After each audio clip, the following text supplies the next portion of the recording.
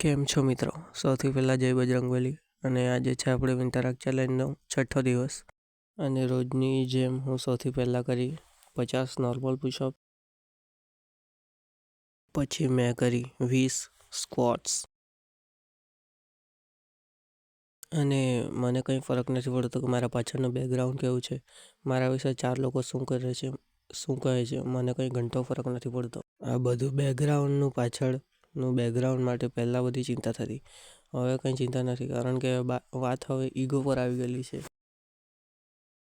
અને જેટલા પણ મારી ઉંમરના છોકરાઓ છે તેમના પણ એ લોકોના ઘરવાળા અને ફળિયાવાળા કહેતા હશે કે તું લાઈફમાં કંઈ ના કરી શકે.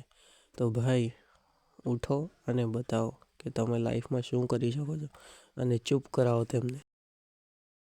અને જો તમારામાં ડિસિપ્લિન ના આવતો હોય ને, તો સૌથી પહેલાં તો તમારે હાથકામ બંધ કરવું પડે.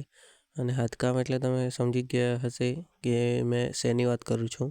અને આ વાત મને પર્સનલી ખબર છે, કારણ કે મેં 2-3 વર્ષ કાઢી નાખ્યા છે આવુંમાં ને આવુંમાં. એટલે જ્યાં સુધી તમે તે વસ્તુ બંધ ના કરો ને ત્યાં સુધી તમારામાં ડિસિપ્લિન નહીં આવે.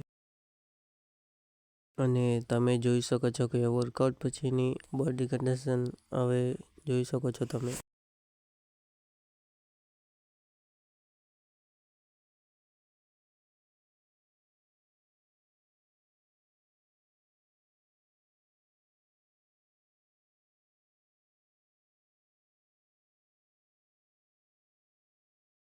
અને વર્કઆઉટ ફ્લેક્સ કર્યા પછી હું બેસી ગયો વાંચવા માટે.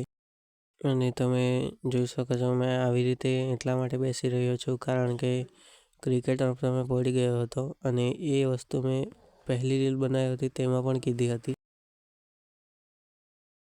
તો ચાલો મિત્રો, હવે મળીએ કાલે.